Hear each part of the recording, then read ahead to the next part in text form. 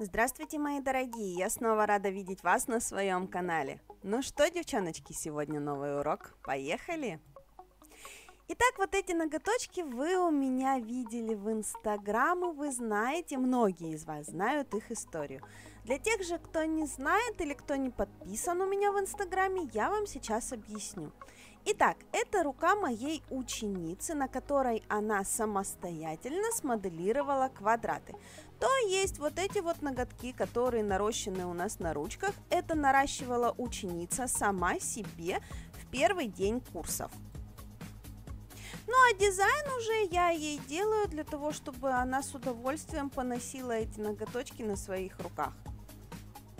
Да, конечно, кое-где есть небольшие шероховатости по форме, кое-где есть маленькие незначительные огрехи. Все это мы с ней разобрали, все это мы с ней выяснили, как избежать в дальнейшем подобных ошибок. Ну и в принципе не такие уж и сильные огрехи. Чуть-чуть на указательном пальчике у нас боковушечка заузилась. Что же касательно дизайна, в данном случае мы рисуем такую себе геометрическую абстракцию на наших руках. Работа делалась давно, зеленые краски у нас были еще в тренде, это сейчас уже хочется чего-то более желто-коричневого, тогда хотелось еще чего-то очень зелененького. Поэтому в несколько оттенков зеленого вырисовываем на наших руках геометрическую абстракцию. То есть мы пересекаем наши линии, делаем углы из геометрии, но в то же время сами по себе линии у нас не жесткие, не геометричные, не какие-то там прям жестко угловато нарисованные, они больше изогнутые, но тем не менее углы в пересечениях все-таки сохраняются. Самое красивое, самое стильное, самое яркое сочетание оттенков – это зеленый и красный. В данном случае красным цветом рисуем подмалевок для нашего будущего цветочка. Далее на этом подмалевке мы расставим тени, перекроем это все безобразие финишем без остаточной липкости и уже поверх финишного покрытия будем лепить цветочек из пластилина, то есть из геля для лепки.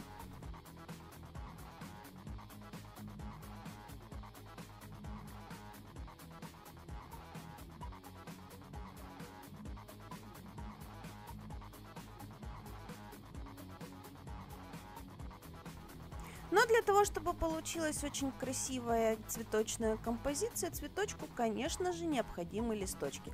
Рисуем зеленые листочки, следим за тем, чтобы этот оттенок зеленого у нас не слился с той зеленой абстракцией, которую мы уже нарисовали. То есть прорисовываем сначала темно-зеленый цвет для листьев, потом прорисовываем более светлые прожилки, у нас получаются красивые прорисованные листья. Листья мы лепить не будем, поэтому мы их хорошо, красиво, четко прорисовываем. И пока у вас есть время, не забудьте подписаться на канал и поставить лайк этому ролику. Я вам буду очень благодарна. Для этого наносим капельки финишного покрытия и на него распределяем наши камифубуки.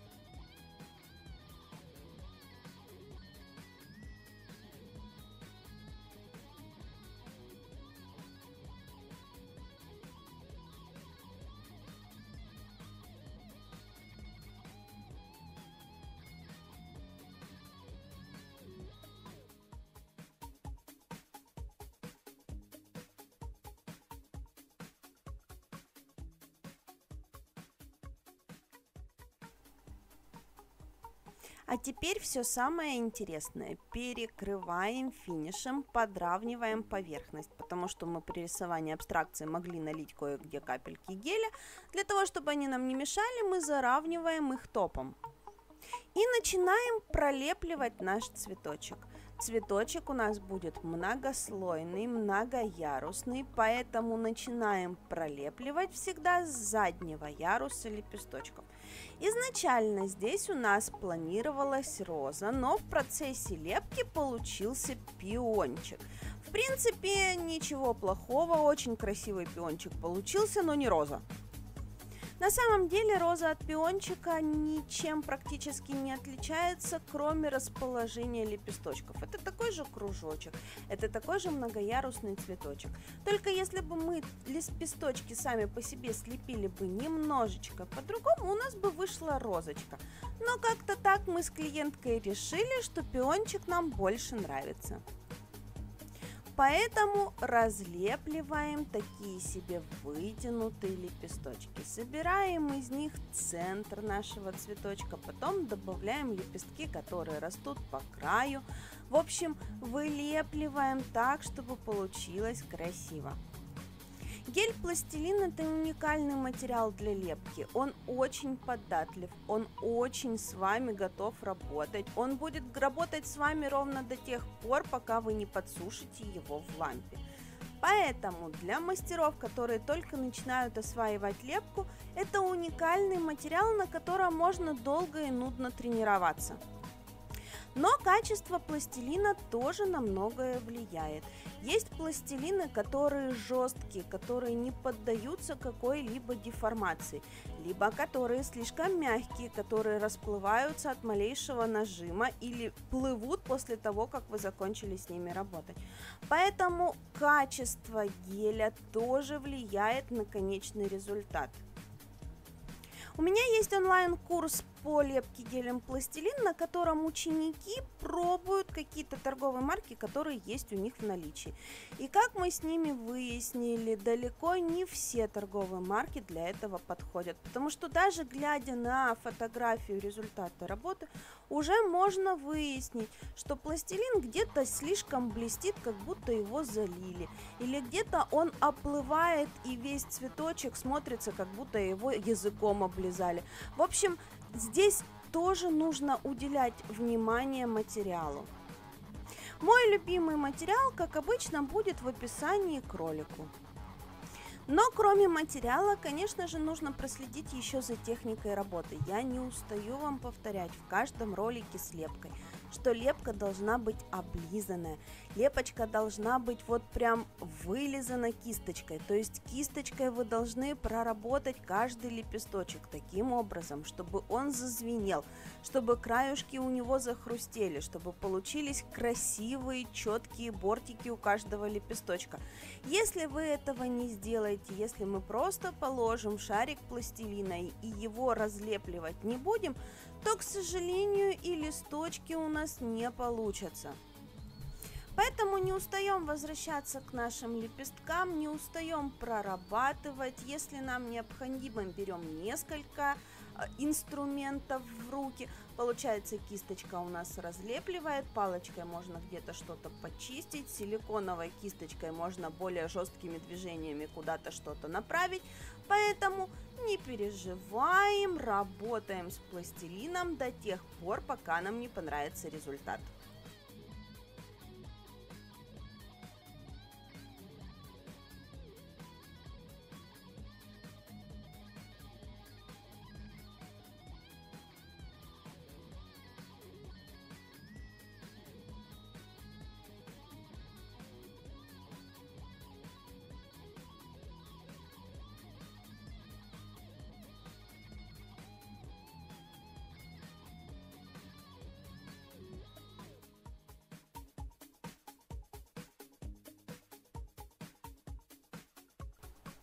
Итак, у нас получился цветочек, но всегда цветочек, выполненный одним оттенком, выглядит плоско. Несмотря на то, что это довольно-таки объемная конструкция, несмотря на то, что у нас все пролеплено и есть объемы, они все равно из-за оттенка цвета сливаются и выглядят плосковато.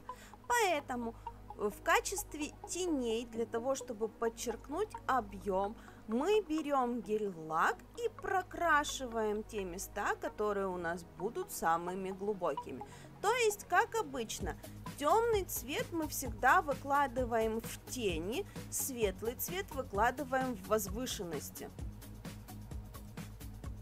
И благодаря игре светотеней у нас получается дополнительный объем.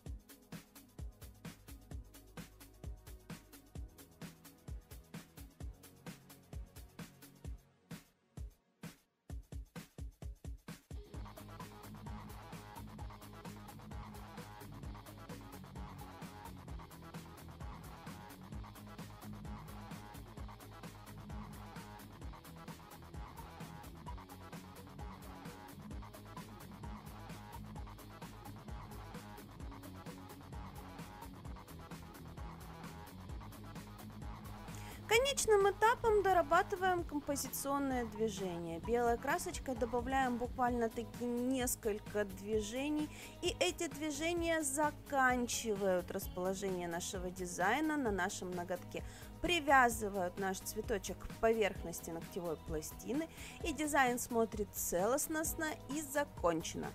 Кажется, у меня в последней фразе 3 раза язык заплелся.